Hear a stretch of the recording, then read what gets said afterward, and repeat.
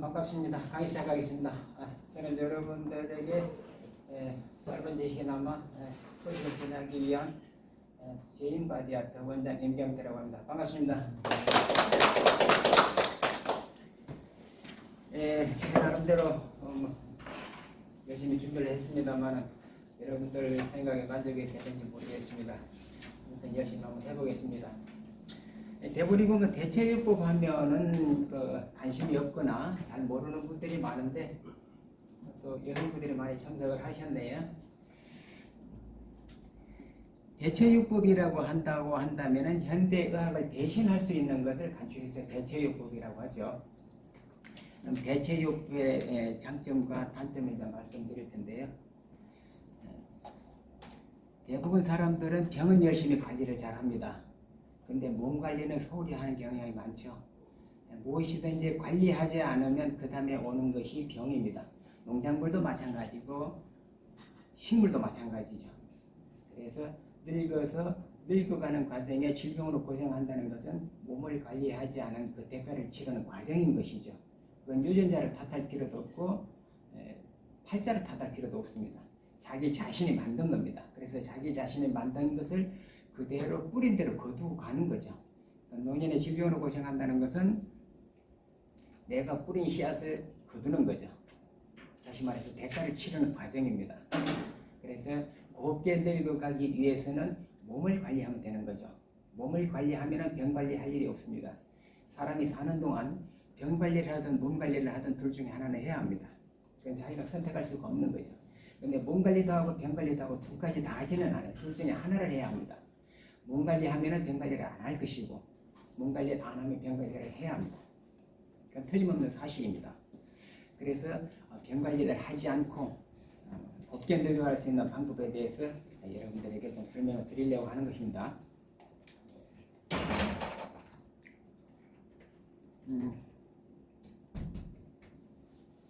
여러분들과 이제 오늘 처음 만나서 좀 서먹서먹하니까 조금 한번 긴장을 푸는 의미에서 좀 한번 웃고 넘어갔으면 좋겠다 싶어서 한번 준비를 해봤어요. 자, 이 그림을 보고 이제 속담을 한번 맞춰보겠습니다. 첫 번째 그림이 무슨 뜻을 의미하는 것일까요? 해가 있죠? 해가 있고 말이 있습니다. 그렇죠. 그렇습니다. 낱말은 새가 듣고 반말은 쥐가 듣는데 잘 맞추시네. 자, 두 번째 그림. 개가 있고 천이 있죠. 개천. 개천에서 용났다. 그다음 세 번째 고래가 있고 뭔가 뭐 설명도 하기 전에 다 맞추시네. 그다음 네 번째 달리는 사나이가 있고 그다음에 남자가 있는데 속된 말로 놈이라고 그러죠. 달리는 놈. 그렇죠. 뛰는 놈 위에 나는 놈이다. 다섯 번째 마지막 부부가 나란히 손을 잡고 있습니다. 그러다가 어느 날 폭발합니다.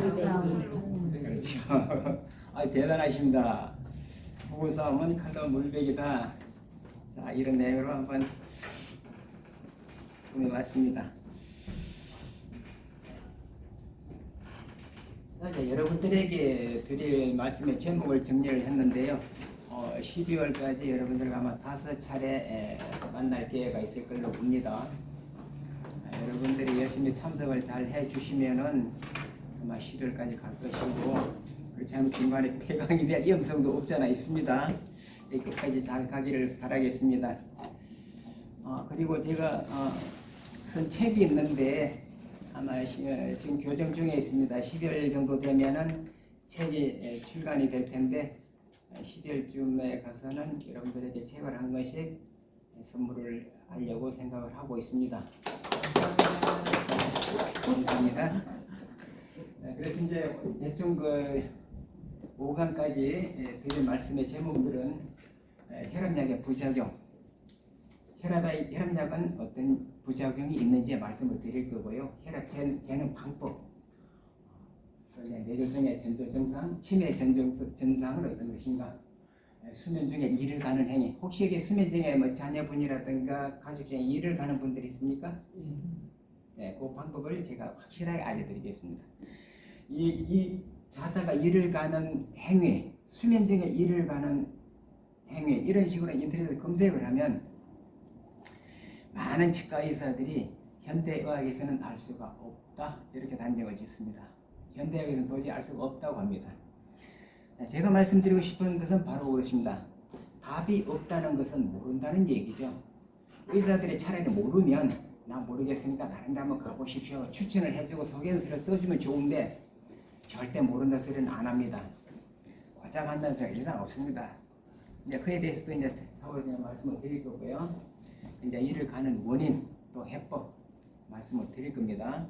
근데 이제 지금 이렇게 강의를 하면서 좀 안타까운 것이 뭐냐 하면 의사가 당신 3개월밖에 못 삽니다. 앞으로 생존할 수 있는 기간은 3개월밖에 안 됩니다 하면 그것까지도 믿습니다. 그리고 자기 자신의 삶을 포기를 합니다. 내가 이제 남아있을 시간은 3개월밖에 안 된다. 자식들한테 유언을 다 남깁니다. 사전에. 100% 믿으면 100% 3개월이면 그 사람은 이유 없이 시들시들 말라서 100% 죽습니다.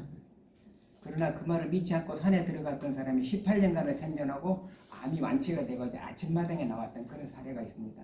그래서 모든 것은 오늘 여러분들에게 드리는 말씀이 여러분들이 받으면 내 것이고 안 받으면 남은 것 됩니다. 그건 이제 본인의 선택입니다. 의사가 하는 말은 내가 죽는다는 것까지도 믿으면서 우리 같은 사람들이 아무리 좋은 정보를 얘기해도 잘 안 믿습니다. 그것이 좀 안타까운데요.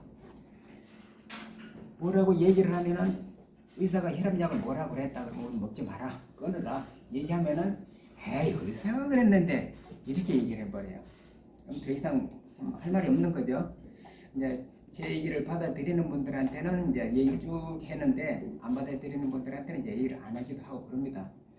그래서 제가 오늘 바람이 있다면 제 얘기를 좀 신경 쓰게 들어줬으면 많이 도움이 될 것이다라고 미리 말씀을 드리는 겁니다. 자, 그 다음에 근육 강화제, 근육 이완제라는 게 들어보셨죠? 네. 세상에 노력하지 않고 좋아지는 건 아무것도 없습니다. 약을 먹는다고 근육이 강화된다 그 믿는 사람 자체가 잘못된 거죠. 근육을 강화시키려면 꾸준히 운동을 수개월 해야만이 조금씩 강화되는 건데 약 먹는다고 근육이 강화된다? 이건 도저히 있을 수가 없는 얘기죠. 근육 이완제도 나중에 또 이제 강의 시간이 이제 길리다 보니까 이제 좀 중복되는 내용도 있을 텐데요. 그 근육 이완제 부작용에 대해서 잠깐만 힌트만 말씀을 드릴게요. 근육 이완제를 먹으면 근육 조직을 파괴시켜 버립니다. 예를 들어 팔이 안 올라가 평소 때. 그래서 팔을 못 돌리고 있는데 근육 이완제 먹고 많이 좋아지는 사람이 있어요. 어떻게 좋아졌느냐 하니까 통증이 다 없어졌다는 거예요. 움직이도 이제 괜찮다는 거예요. 마음대로 움직여진다는 거예요. 그래서 그것은 근육 조직을 파괴시켜 보니까 팔에 힘이 없습니다. 그래서 그 사람이 하는 소리가 그런데 다른 건 다 좋은데 팔에 힘이 없어 이래. 그것은 근육 조직을 파괴시켜 버렸기 때문에 그렇습니다. 그러니까 그 팔을 힘을 못 쓰니까 잘 안 쓰게 되죠. 잘 안 쓰니까 자동적으로 통증도 덜 하게 되는 거고 없어지는 거죠. 그러니까 통증이 없으니까 자기는 많이 좋아졌다고 생각하는 거예요. 그게 큰 착각이고 부작용이라는 거죠. 다음 이제 순서가 되면 또 자세히 말씀을 드릴게요. 자, 이제 오이도 반듯하게 자라는 게 꼬부러지는 게 있죠. 과육이 영양 공급이 잘 되는 반듯하게 자는데 잘 안 되는 쪽은 영양 공급이 안 되기 때문에 오이가 꼬부러집니다. 사람도 마찬가지입니다. 근육이 굳으면 체형이 꼬부러질 수밖에 없어요. 앞으로 꼬부러지든 옆으로 꼬부러지든 배를 내밀고 뒤로 꼬부러지든 어떤 방향이든지 몸은 틀어지게 되어 있습니다. 그래서 체형이 틀어지는 원인은 100% 근육이다. 인간은 뼈와 근육으로만 만들어져 있기 때문에 근육이 굳어지면은 질병을 시작을 합니다. 그래서 근육이 굳어 있는 만큼 질병을 하게 되어 있습니다. 뼈는 근육의 도움으로 움직이는 거기 때문에 근육이 작동하지 않으면 내가 행동이 되지 않습니다. 인체에는 650가지 근육이 있는데요. 206개의 뼈가 있고요. 206개의 뼈를 근육의 도움으로 뼈는 움직입니다. 그래서 우리가 이제 예를 들어서 그 정육점에 이렇게 고기를 사 보면 그 고기가 흔히 말하는 근육이죠. 고기가 뼈에 달라붙는 그 상태를 사람의 힘으로 떼어낼 수가 없습니다. 삶아버리거나 칼로 도려내야만이 떨어지지 사람의 힘은 뗄 수가 없습니다. 그런 것처럼 인간도 근육이 뼈에 이렇게 달라붙어 있습니다. 그래서 그 근육이 방향을 이리저리 틀어주면서 뼈의 움직임을 작동을 시켜주는 거죠. 그래서 이제 행동이 만들어지는 건데 그 650가지 근육 중에 하나라도 작동을 안 해주면 그 행동이 안 되는 거죠. 아니면 둔하든가. 행동이 둔하니까 뼈 마디마디 사이의 연골이 닳게 되는 겁니다. 그것이 이제 대표적으로 어깨, 허리, 무릎인데요. 인간이 늙어가면서 노화로 변화되는 과정이야 어떻게 인간이 막을 방법은 없죠. 그러나 질병으로 인한 것은 인간이 얼마든지 예방할 수가 있는 것이죠. 그런데 사전 예방을 하지 않고 질병의 발생을 하니까 나 좀 고쳐 주십사 하고 누군가에게 내 몸을 맡기고 두루눕게 되죠. 사람은 서서 죽진 않습니다. 누워서 죽습니다. 절대 누워서는 안 됩니다. 그래서 사람이 병을 잡으려고 할 것이 아니라 몸에서 자연 치유가 될 수 있도록 근육을 도와줘야만이 완치라는 게 드디어 이루어질 수가 있다. 사람이 완치한다는 것은 불가능합니다. 한번 망가진 장애는 원래의 모습으로 돌아올 수가 없습니다. 한 가지 예를 들자면 암의 종류는 굉장히 여러 가지가 있습니다. 제자리 암이라고 그러죠. 이를 보통 하는 말인데 착한 암. 그런 제자리 암은 암 전이가 전혀 안 됩니다. 그냥 뱃속에 혹 하나 생겼다라고 생각하면 돼요. 생명은 아무 상관이 없습니다. 전이가 안 되니까. 그러니까 그런 암은 수술을 안 해도 돼요. 근데 이제 건강검진을 자주 하다 보니까 이제 병원 자주 다니는 사람이 빨리 죽는다는 말을 하는데요. 불필요한 검사를 많이 하게 됩니다. 그러다 보니까 안 건드려도 될 암, 안 먹어도 될 약을 계속해서 먹게 돼요. 집집마다 보면 약이 수북수북 쌓입니다. 또 오래병 혜택이 잘 돼 있다 보니까 노인들 같은 경우는 뭐 70세 이상 노인들 같은 경우는 돈 1,000원, 2,000원 맞으면 한 달치 약을 줘요. 무슨 약인지도 몰라요, 집에서. 약도 3가지 이상 섞어 먹으면 안 되는 거고요. 대충 제목에 관련된 것만 이제 설명 먼저 말씀을 드릴게요. 이제 근육 경직으로 해서 체형이 변이 된다는 거 이제 말씀드리고 허리가 아파 걸을 수가 없다. 그저께 이틀 전에 저한테 내방했던 그 손님 한 분이 이 집에 아는 사람이 하나 허리가 부러졌는데 어떻게 해야 되느냐고 그래요. 지금 어떻게 하냐 병원에 입원을 했는데 허리가 부러졌다고 그런대요. 그 어떻게 허리가 부러졌느냐니까 뭘 털다 삐끗했는데 병원에 가니까 허리가 부러졌다. 그래서 3개월간 입원을 해라 그러고 입원해서 지금 기부스를 하고 있대요. 제가 뭐 의사를 폄하하려고 하는 것은 아닙니다만은 의사가 사람 잡는다는 말을 그래서 합니다.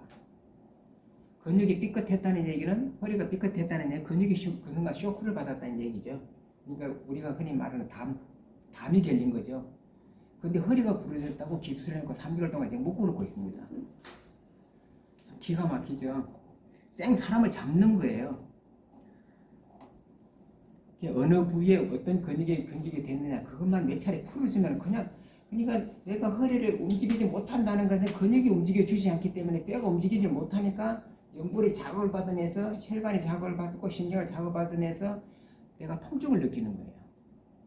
통증을 느끼고 혀를 잘 못 펴니까 병원에 가니까 부러졌다고 하니까 그런 줄 아는 거예요. 그리고 3개월 동안 저러고 있는 거예요 지금. 자, 협착증. 내가 허리가 아픈데 이거 협착증 때문에 그러냐 디스크 때문에 그러냐. 이제 병원에 가면 MR을 찍든 뭐 CT를 찍든 X선을 찍든 찍어보고 이제 그걸 보고 판단을 하지만 대체요법에서는 촉진으로 충분히 알 수가 있고요. 또 이제 본인 스스로가 내가 디스크냐 협착이냐 하는 방법 그런 것을 이제 설명을 드리겠습니다.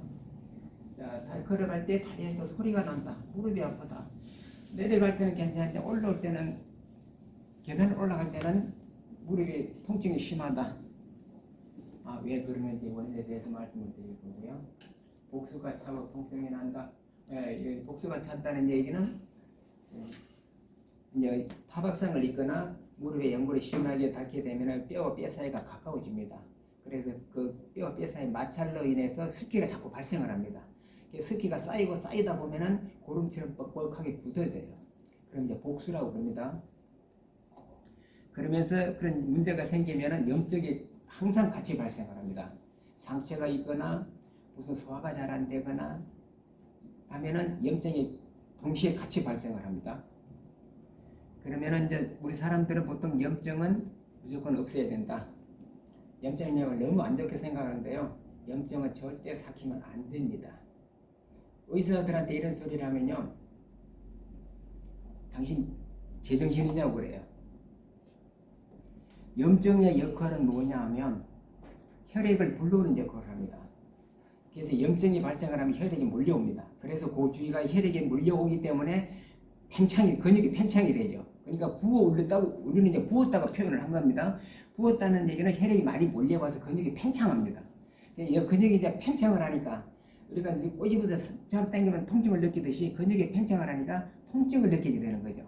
그러니까 무릎에 통증이 있고 부으니까 이거 큰일 났다 싶어서 병원에 가면 복수를 빼죠. 복수는 빼야 됩니다. 빼야 되는 건 맞는데 그로 인해서 진통제를 먹는다든가 하는 것은 바람직하지 못하다. 진통제의 부작용에 대해서도 좀 말씀을 드릴게요. 손에 힘이 없어 물건을 들 수가 없다. 이런 것은 너무나 간단한 문제이기 때문에 그 시간에 해당이 되면 말씀드릴게요. 이런 것도 본인이 스스로 간단하게 해결할 수 있는 문제입니다. 발에 힘이 없어 잘 넘어진다, 쩔뚝거린다, 이런 것도 별로 문제가 될 거 없고요. 자, 이제 몸 죽는다고 무슨 병이 났냐? 사람들이 이렇게 많이 생각을 합니다.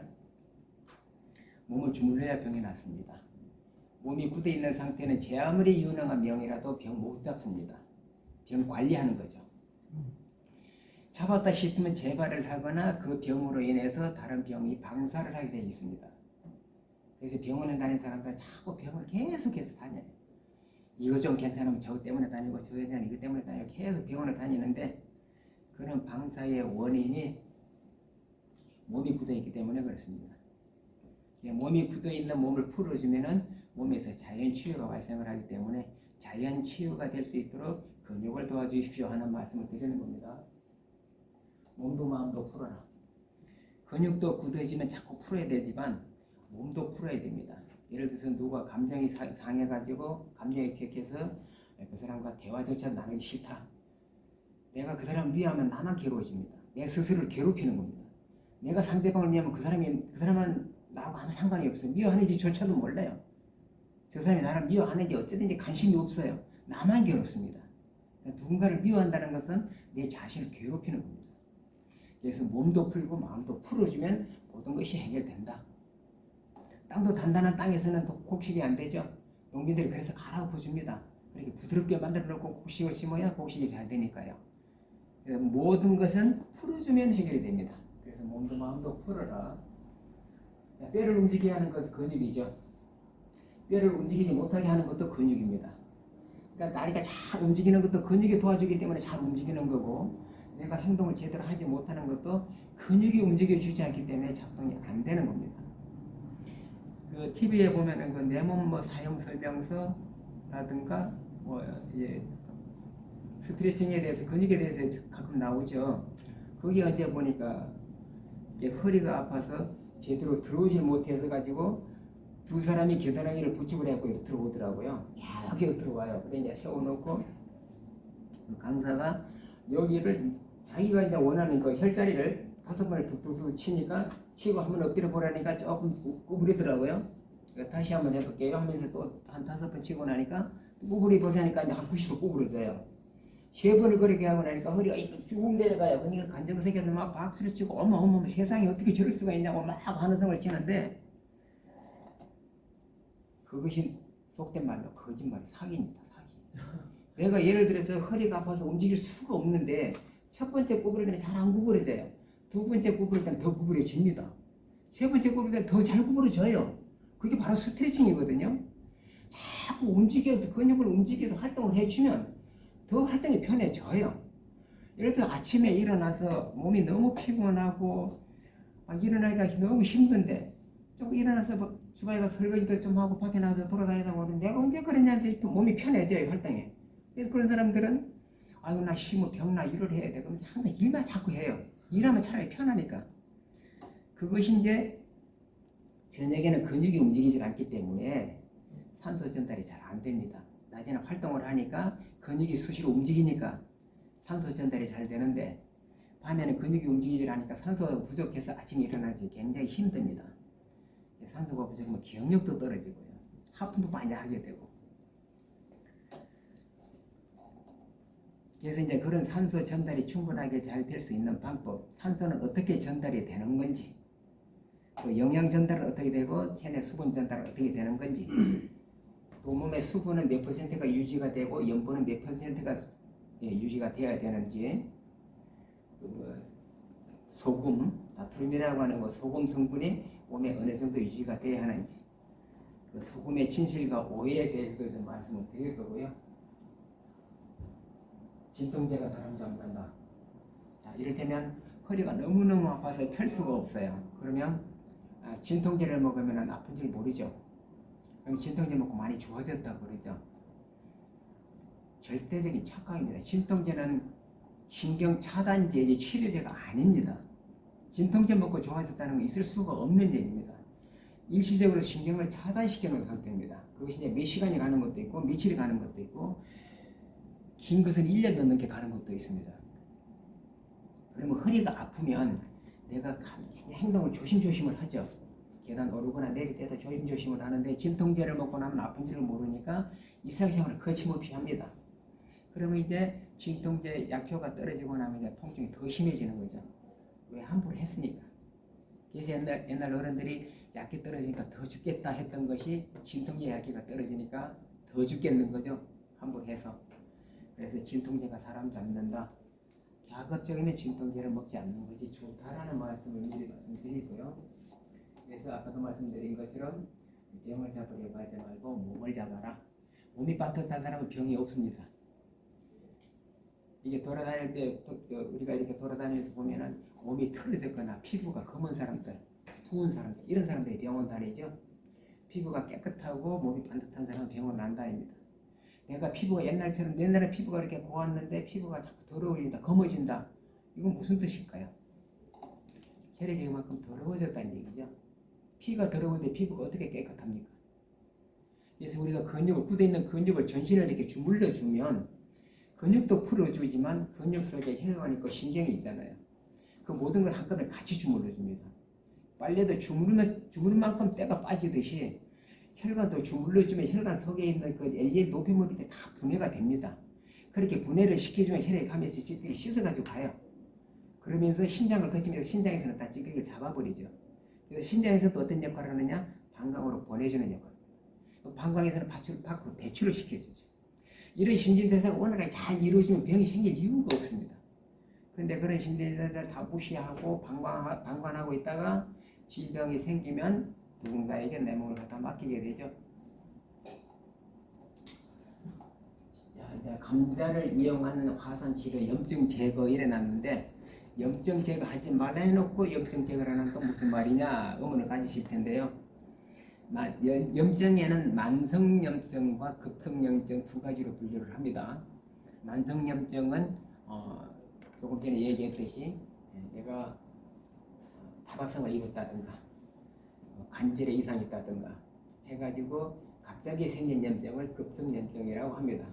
그냥 위염이라든가 이제 내장 소화기관에서 생겨서 오래된 염증 그런 것을 이제 만성염증이라고 하는데요.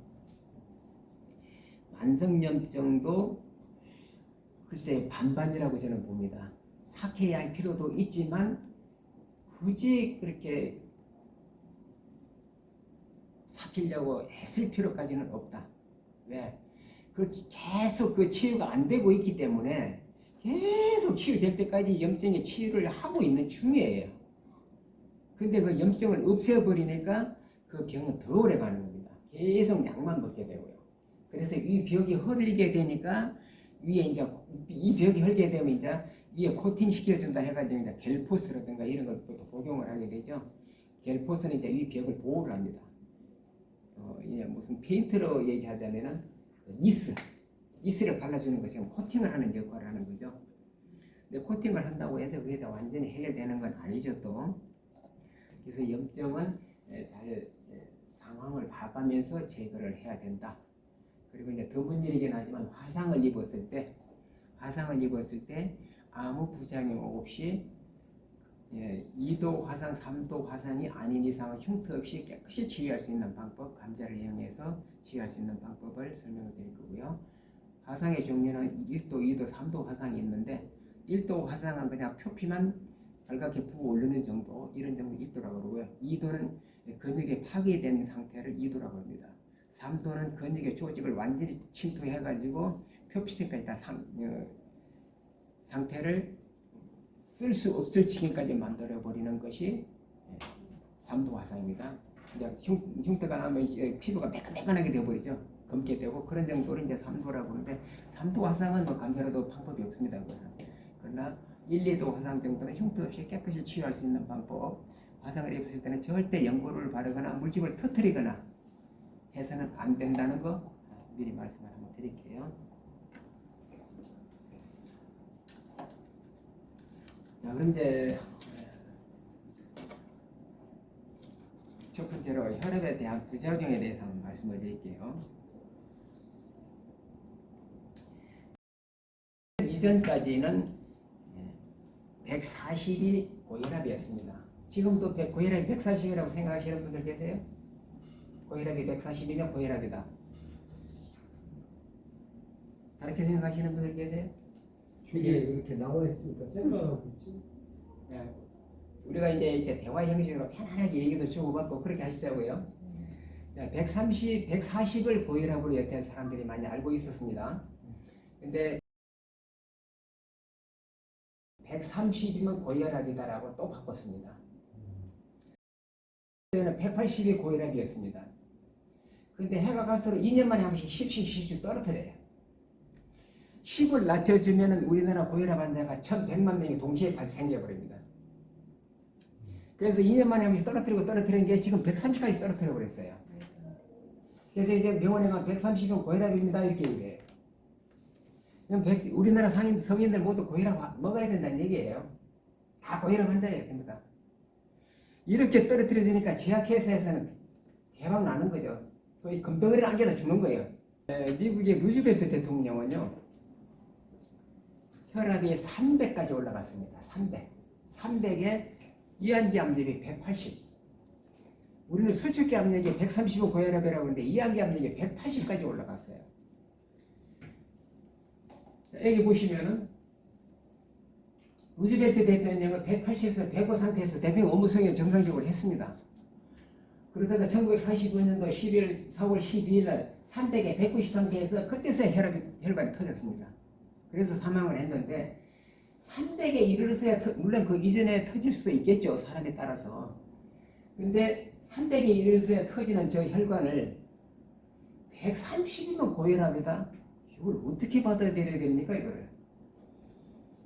120이면 정상인데 130이면 고혈압이다. 도저히 아무리 생각을 해봐도 이건 받아들일 수가 없어요. 제 상식으로는. 자, 혈압은 잡을 수가 없습니다. 왜? 혈압은 일시적으로 하면 있는 게 아니고 항상 파도처럼 출렁입니다. 내가 여기서 막 화를 내면 혈압이 급속도로 올라갑니다. 달리기를 하면 70, 80 막 올라갑니다. 마라톤 선수들 2시간 동안 마라톤을 완주를 하고 혈압을 재면 230, 250 올라가 있습니다. 그러면 의사들 말대로 하면 그 사람 혈관 터져 죽어야죠. 130이 고혈압인데 200까지 넘어가 버렸는데 어떻게 살아요? 죽어 있어야지. 제가 건강검진할 때 한번 테스트를 해보려고 병원 한 50m를 내려고 막 달렸습니다. 그래가지고 2층까지 계단을 뛰어 올라가고 접수를 하고 마침 손님이 많지 않아서 바로 의사가 부르더라고요. 들어갔더니 나를 물끄러미 쳐다봐요. 왜 그러세요? 그러니까 혈압 관리 좀 하셔야겠습니다. 그래. 얼마나 왔는데 180 나왔습니다. 막 달려왔으니까 혈압이 올라갔죠. 그래, 알겠다고 그러고 다른 진료를 받고 이제 검진을 하고 나왔는데요. 내가 잠을 잘 때는 혈압이 120 이하로 떨어집니다. 왜? 아무 신경을 안 쓰고 편하게 잠자는 상태가 세고 편안한 상태잖아요. 그 편안한 상태로 있으니까 혈압도 최고 안정된 수치가 내려갑니다. 근데 일어나서 활동을 하면 또 움직이기 시작을 해요. 내가 화를 내거나 운동을 하거나 움직이는 그 행동 반경에 따라서 혈압은 올라갔다 내려갔다 합니다. 예를 들어서 고혈압 환자가 약을 먹을 시간에 고혈압 약을 깜빡이 집으로 안 먹었어요. 그러면 그 생각하는 순간 최하 20은 올라갑니다. 그 순간에 20은 올라갑니다. 그럴 때 혈압을 재면 의사들이 또 혈압약을 권할 때 그래요. 당신은 밥은 굶어도 되지만 혈압약은 굶으면 안 된다. 혈압약은 죽을 때까지 먹어야 된다. 이렇게 얘기를 해요. 그게 이제 그 사람 머리 안에 이제 각인이 박혀버리는 거예요. 그래서 아이고 밥은 굶으면 돼도 혈압약을 굶으면 안 된다고 했는데 큰일 났네. 이렇게 놀라는 순간에 혈압을 재면 20, 30 올라가 있습니다. 그러면 혈압약을 안 먹어서 그럴까요? 절대 그렇지 않습니다. 깜짝 놀라는 순간에 팍 올라가는 거죠. 혈압약은 이틀 3일 안 먹어도 아무 문제가 없고요. 끊어도 아무 문제가 없습니다. 저한테 그 내방하는 손님이 혈압약을 7년 이상을 먹다가 저한테 관리받으면서 1년 4개월 만에 혈압약을 끊었거든요. 그리고 지금 저한테 16년 차 지금 관리를 받고 계시는데, 그분이 뭐 문제가 있어 관리받는 것이 아니라 건강 관리 차원에서 이제 무조건 몸 관리 차원에서 이제 그렇게 받고 계시는데, 지금까지 입에 약이라고는 안 되고 지내도 아무 문제 없어요. 죽을 때까지 뭐라고 그러는 혈압약을.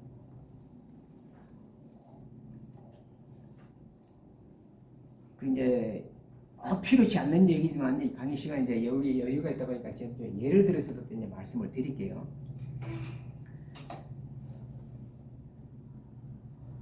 그 어느 심장병 환자가 제 지인이에요.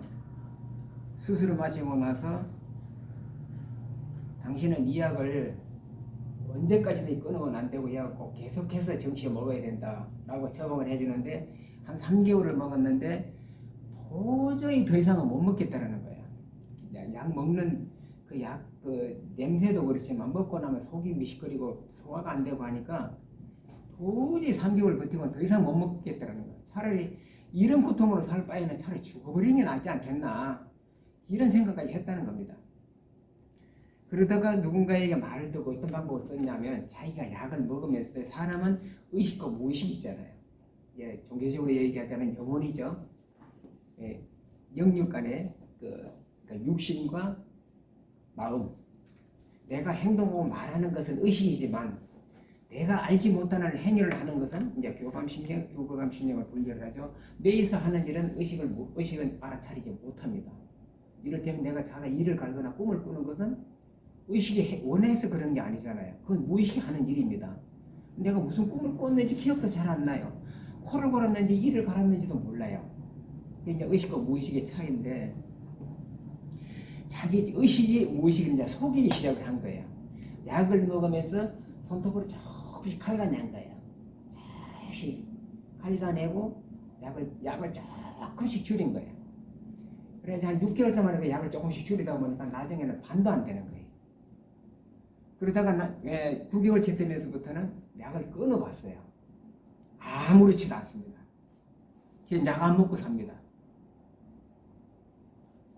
그래서 꼭 약을 먹어야 할 필요는 없고, 물론 경우에 따라서는 약을 먹어야 되기도 하지만 사람 자기 마음 관리에 따라서 병은 만들어지고 병은 없앨 수가 있다. 그래서 제가 그런 말을 자주 합니다만은, 마음의 병이 80%다. 바꿔서 말하면 마음의 병은 80%로 마음으로 고칠 수가 있다. 고질병에 점 하나만 찍으면 고질병이 된다. 이제 큰 병도, 아무리 큰 병도 무섭게 생각하지 말고 방법을 찾으면 얼마든지 해결 방법이 있습니다. 동전의 양면성처럼 문제가 발생을 하면 그 문제에는 같이 해답도 분명히 100% 같이 발생을 합니다. 문제가 없는 해답이 없는 문제는 없습니다. 사람이 안 찾거나 못 찾는 거죠. 그러니까 답이 없다고 그러고 이상이 없다고 그러고. 저한테 내방한 분들이 그런 분들이 여러 분 있습니다. 그래서 이제 제가 좀 후기를 좀 써주십시오 하고 이제 자기 자필로 이제 후기를 쓰는 내용들도 이제 수집을 했는데요. 본인 머리가 너무 아파가지고 대전 시내 종합병원을 다 다녀봤어요. 그래도 해결이 안 나서 서울 딸한테 전화를 해갖고 서울대병원에 예약을 좀 해놔라. 그래갖고 서울대병원에 가서 MRI를 찍었는데 서울대병원에서 아무 이상이 없다고 합니다. 자, 두통에는 1차성 두통과 2차성 두통이 있습니다. 12종류의 두통이 있는데 크게 나눠서 1차성 두통, 2차성 두통으로 나눕니다. 1차성 두통은 원인을 알 수 없다고 하는, 의사들이 의학계에서 원인을 알 수 없다고 하는 것이 이제 2차성 두통입니다. 2차성 두통은 뚜렷한 원인에 의한 두통이 발생했을 때는 이제 2차성 두통이라고 합니다. 자, 본인은 너무너무 괴로워서 MRI까지, 그것도 서울까지 가서 MRI 찍었는데 이상이 없다. 그 말이 됩니까? 이상이 없는데 그 사람은 왜 그렇게 머리가 아팠을까요? 의사가 못 찾는 거죠. 그래서 그분들이 관리를 받으면서 현대학에서 이상이 없다고 했던, 그 유명한 서울대병원에서 이상이 없다고 했던 그 원인을 알지 못했던 것이 근육을 관리함으로 인해서 깨끗이 치유되는 그런 기적 같은 현상이 발생을 합니다. 그래서 여러분들이 제 강의를 쭉 듣다 보면은 그런 기적 같은 체험을 하실 겁니다. 지금은 이제 서로 처음이다 보니까 저 말이 진짜인가 거짓인가 뭐 좀 말씀하시겠지만 서로가 이렇게 마음을 터놓고 행복을 터놓고 그러니까 대화 형식으로 이제 강의를 토론을 하다 보면은 저 사람 말이 맞구나 좀 인정을 하신 부분도 있을 겁니다. 선생님, 근데 저희가 보통 그 혈압 말씀하셨잖아요. 네. 이제 기준이 없는데 어떻게 말을 하냐면 우리나라는 그나마 혈압 그러니까 낮췄잖아요. 낮췄다는 걸 저는 몰랐는데 130이 우리나라는 그래도 혈압이 높아서 이렇게 하는 거고 외국은 더 높은데 우리 기준이 낮아서 이렇게 뭐 하는 거다 이렇게 사실 설명이 돼 있더라고요. 자, 그러니까 사람들이 생각하기에 우리는 좀 고혈압인데 그냥 그거를 낮아다 보니까 전고혈압, 고혈압 뭐 이제 이렇게 나가고서 130이면 뭐 전고혈압인데 약을 먹고 관리해라 이제 이런 식으로 얘기를 하거든요. 무조건 뭐 고혈압이라고 얘기 안 하고. 그래서 자, 고혈압약을 먹는다는 것은 고혈압약이 어떤 작용을 하냐면요. 우리 심장에 1분에 70번 내지 80번을 박동을 합니다. 그런데 혈압이 높으면 혈관이 터질 위험성이 있다 해가지고 혈압을 낮추는 방법이 뭐냐면 그 약이 들어가서 어떤 작용을 하면 심장을 못 뛰게 합니다. 천천히. 그래서 50번 정도 뛰게 만들어요. 그래서 정상적으로 뛰려고 하는 그 심장을 강제로 못 뛰게 만들어 보니까 심장병까지 생기는 거예요. 나중에는.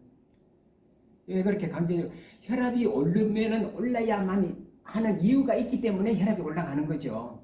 그 뇌에서 그렇게 몸 상태를 만들어 주는 과정입니다. 그게 아무 이상이 없는데 올라가야 이유가 없는데 혈압이 올라갈 리가 있습니까?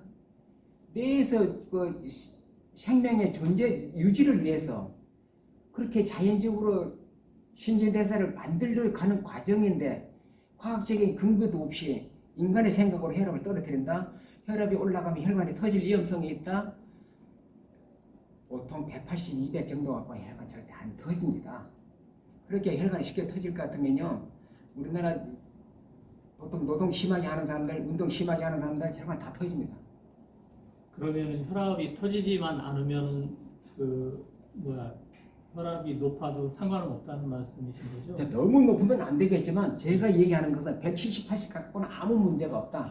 나이가 들면은 혈압이 올라가는 것이 정상이다라고 말씀을 드리는 거예요. 왜? 젊었을 때는 혈액순환이 잘 되기 때문에 압력이 필요 없습니다. 근데 나이가 먹으면 먹을수록 근력이 빠지기 때문에 소위 말해서 살이 빠지기 때문에 힘을 못 쓰는 거예요. 근육이 힘을 쓰는 건데 근육이 자꾸 빠져버리니까 힘을 못 쓰는 거죠. 그러면 모든 신진대사가 떨어질 수밖에요. 그래서 이제 모든 기능이 떨어지니까는 신체에서 이제 신진대사를 정상적으로 못하게 되는 거죠. 그러니까 이제 피를 보내기 위한 방법으로 뇌에서는 압력을 높여주는 거예요. 네, 자연스럽게 이렇게 높아가는 건 너무 정상이에요. 안 올라가는 것이 문제입니다. 보통 저혈압이 문제라고 그러잖아요. 예. 맞아요. 안 올라가는 게 문제예요. 의사들이 혈압약을 처방하면서 그런 소리를 합니다. 혈압약을 먹는 사람은 80%가 치매할 확률이 있습니다. 이래요.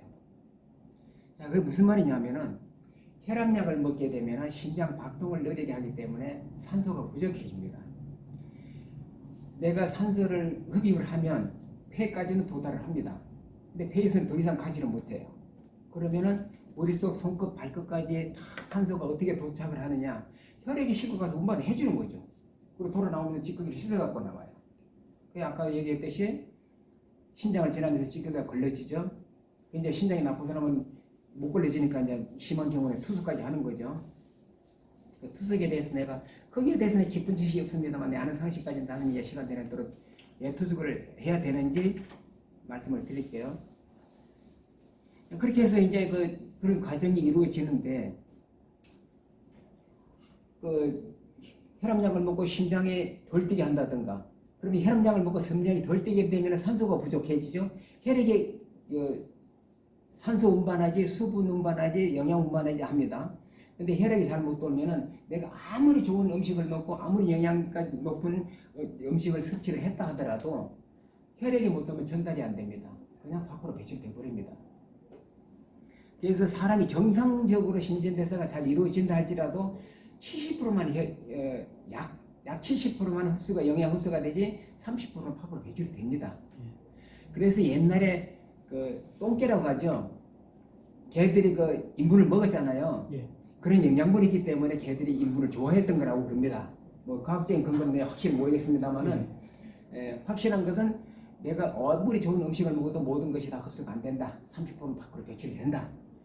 근데 거기서 이제 뭐 혈압약까지 먹는다고 뭐 더 흡수가 안 되겠죠. 그래서 그 혈압을 그 산소를 운반해주고 수분을 운반해주고 영양을 운반해줘야 하는 혈액이 움직이지 못하면 그 모든 것이 다 올수록 되는 거죠. 그러면 이제 환자가 될 수밖에 없는 거죠. 그건 뭐 답이 없는 거죠. 그거는 진짜 답이 없는 거예요. 혈액이 못 돌면.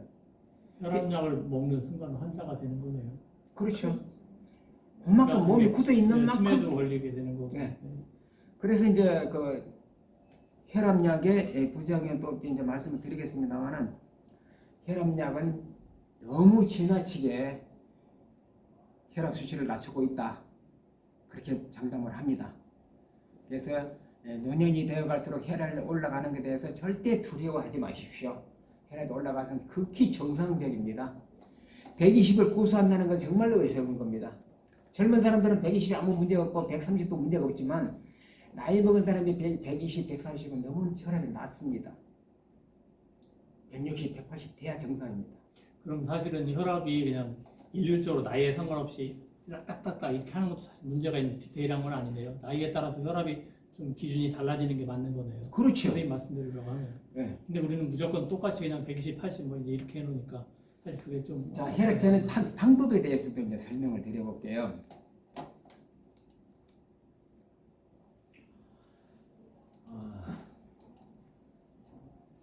이거 다 이제 말씀을 드린 거고, 아까 이제 그 피부가 검어진다는 것은 이제 혈액이 그만큼 이제 지저분하다. 예. 도랑물이 더러우면 곰팡이가 생기고 자꾸 이물질이 생기고 도랑이 자꾸 더러워지듯이 물이 깨끗하면 그런 게 없잖아요. 몸이 붓는 것도 산소가 부족하니까 몸이 붓는 거예요. 손발이 차가운 것도 수족 냉증이 있는 것도 손발 끝까지 혈액이 따뜻하게 못 가니까 차가운 거고요. 예를 들자면 심장에 힘만 오는 혈액을 다 돌리지 못한다. 심장이 박동을 한다고 해서 손끝 머리끝까지 피가 간다? 절대 오산입니다. 그럴 수가 없습니다. 혈액을 일자로 다 연결시켜서 연결시키면 10만 킬로라고 그러는데 모르겠어요. 제가 연결 안 해봐서 모르겠습니다만 글쎄요. 과연 10만 킬로가 될까 싶은데 아무튼 그 엄청난 길이의 혈액을 심장 박동으로 쿵쿵쿵쿵 쳐준다고 해서 그 먼 거리까지 피가 갔다가 다시 되돌아온다? 이것은 있을 수가 없는 일입니다. 그런데 어떻게 돌아오느냐? 그 과정을 설명드릴게요. 하도 여러분들한테 드릴 말씀이 많아가지고 어디서부터 지금 설명을 드려야 할지 모르겠는데 심장을 그 빨리 돌게 하는 건 못하는가 보죠? 느리게 낮추는 건 해도 아직까지 현대의학에서 심장을 빠르게 할 수 있는 방법은 없는 걸로 알고 있고요. 그러니까 저혈압이 낮다고 하는 거구나. 빨리 해야 할 이유는 없죠. 그러니까 혈압약을 먹으면 자꾸 정신이 흐릿해져요. 뭘 들고 찾고 금방 잊어버리고 그게 혈압약 부작용입니다. 그 한 가지뿐만이 아니에요.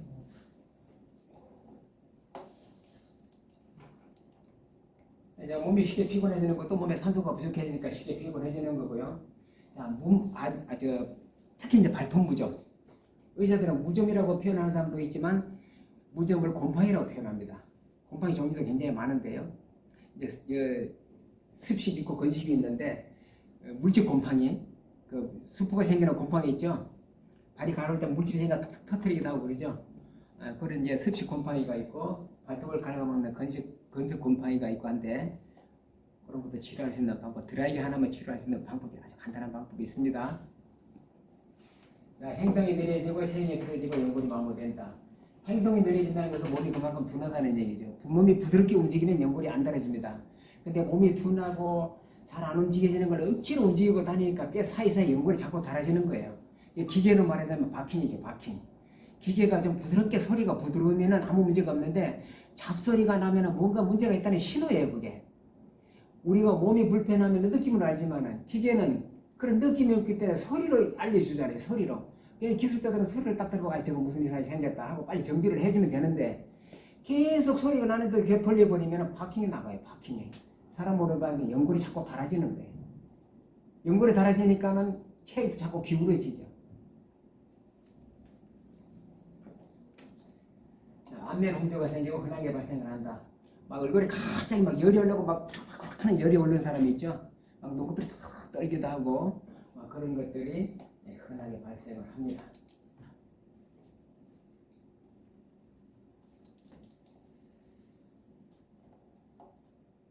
자, 뇌졸중의 전조 증상 한번 말씀을 드릴게요.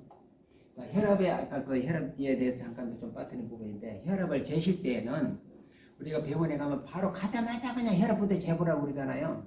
그 120 나오면 아 혈압 관리 잘하셨네요 그러는데 그거는 그 기계가 그냥 120 범위 내에서 나오게 돼 있습니다. 병원에 움직이면 혈압은 올라가게 돼 있는데 가자마자 쟀는데 120밖에 안 나온다? 그 기계가 이상한 거죠. 그때 가서 쟀을 때는 140, 150이 나와야 맞아요. 정상적인 혈압을 잴 때는 어떻게 재야 되느냐? 3시간 전부터는 아무것도 먹으면 안 된다. 먹는 것조차 취식을 금지해야 됩니다. 3시간 전부터. 그리고 30분 전부터는 움직여서도 안 됩니다. 30분을 편안한 상태로 누워있다가 3번을 잽니다. 3번을 재면 3번 다 수치가 다 틀리게 나와요. 거기서 평균 수치를 그나마 평균 수치를 혈압으로 봅니다. 3시간 전부터 먹지도 않고 30분 전부터 움직이지도 않고 3번을 재서 기준 수치를 정하는데 병원에 가자마자 그냥 한번 재놓고 혈압을 측정을 한다? 그걸 기준으로 본다? 그건 조금 정확성이 많이 떨어진다고 봐야 되겠죠? 그리고 혈압을 잴 때 그 혈압계를 이렇게 발등에다 낄 때요, 그 공기 주머니 그것이 체형이 큰 사람들, 근육이 양이 많은 사람들 블레드라고 하는데 그것은 좀 커야 됩니다. 또 이제 체질이 왜소하거나 야인 사람들은 그게 공기 주머니 또 작아야 됩니다. 체형에 따라서 혈압 측정기에 블레드가 크고 작고 돼야 되는데 뚱뚱한 사람이다 야인 사람들은 똑같은 기회 하나로 갖고만 다 재요. 인류적으로 맞을 수가 없는 겁니다. 그 혈압 재는 건 한마디로 좀 형식적입니다. 그냥 형식.